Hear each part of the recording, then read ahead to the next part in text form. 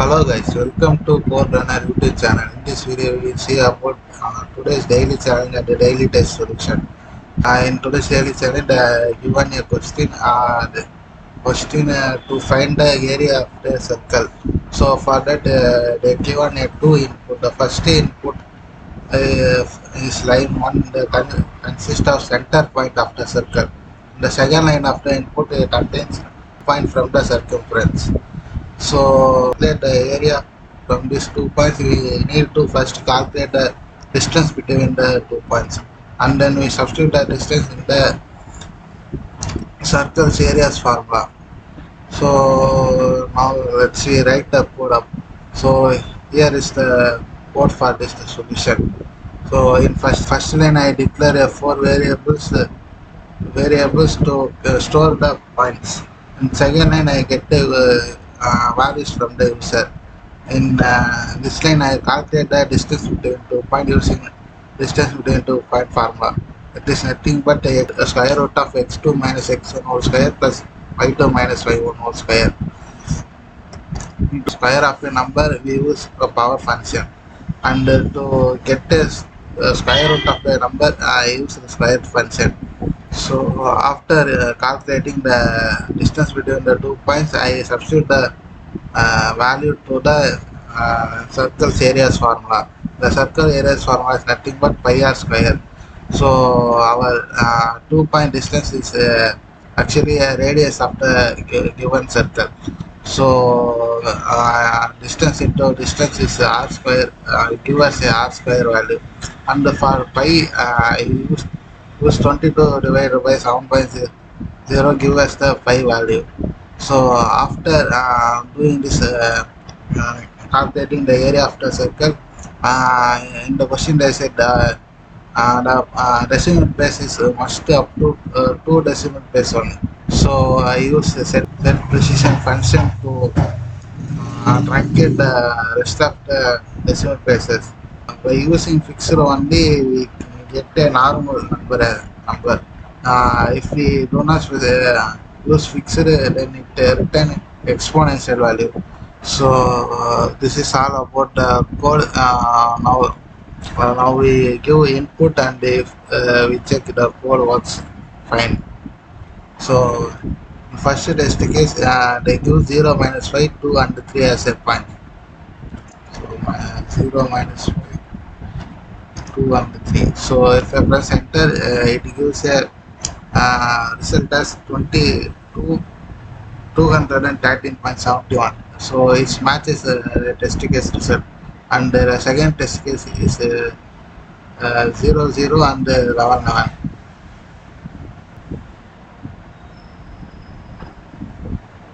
Is 0, 0 and 11, 11. So it gives 750.57. So this is also exactly match with the test case. So our code works fine. So you can see here I write the same code in this answer for this question. So it's worked well.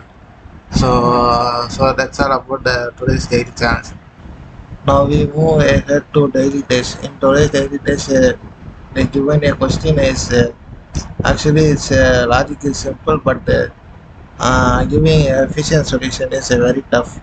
The question is nothing but they given an element array. For each element you need to calculate the sum of smaller element in the right side of each element. So to calculate this, you can simply use the for loop inside a for loop to calculate the sum of the smallest element for each element. So actually it's a brute force solution. It gives the time complexity of this solution is O of n square. So this is not efficient solution. So now we see what is the efficient solution to achieve this answer. For this solution, I used a binary index tree algorithm to compute the efficiently to compute the solution for this problem.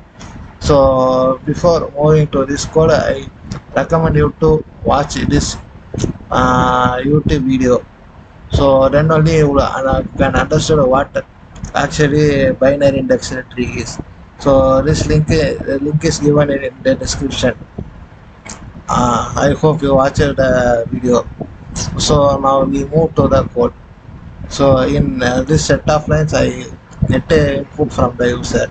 Before we move into the next line, in my code, I created a vector named BIT. It is nothing but binary index tree to store the computer sum value efficiently. In this function is going to calculate the yeah, every element smallest number sum efficiently. So this time complexity of this function is going to be log n. N is nothing but the ith element of the array. Move to update function. Update function also has a time complexity same as a sum function. So the time complexity of update function is going to log n only. Update function is used to update our binary index tree. So in this set, so we move to our main code. So in this set of lines, I get the input from the user. So after that, getting input from the user, I calculate the max element in the array, and I add +1 and resize the BIT vector to the maximum element in the array, and I set default all default value as 0, and after that I created a result vector, and the size of the result vector is going to be n. In this I calculate the sum of every small element from each element in the right side. So for that we iterate our for loop from left to right. So then only we calculate the each sum of small element of each element in the right side. If you iterate from 0 to n, then it calculate each sum of small element in the left side. So okay, in yeah, I called the sum function to sum the every element in the right side of the array. So and I call update function. I pass the index as ith element, and values also as ith element. So and after that I add array of 5 to the total sum. In I recommended video you can see pass array index as a value, but we not going to pass index as a value. We pass the ith index element as a value. Then only we can able to compute the desired output. So after computing the desired output, I use this line to print desired output. So the overall time complexity of the code is going to be n into log n. The n is nothing but the size of the given input array, and the log n is for calculating the each sum of the smaller element in the right side. So this is actually a most efficient solution for this question. Let us I check this solution works for the each test cases. So first I start from test case 1. 5, 3, 5, 4 and 1, 1, 1. So if I press enter, it gives 37110 as the output. So as expected, our output is matches to the test case 1. So now we try a test case 2 input. I see 8, 1, 5. Then if I press enter, it gives 115095030. So it's also exactly match with the test case 2 output. So that's all about today's daily test. So thanks for watching.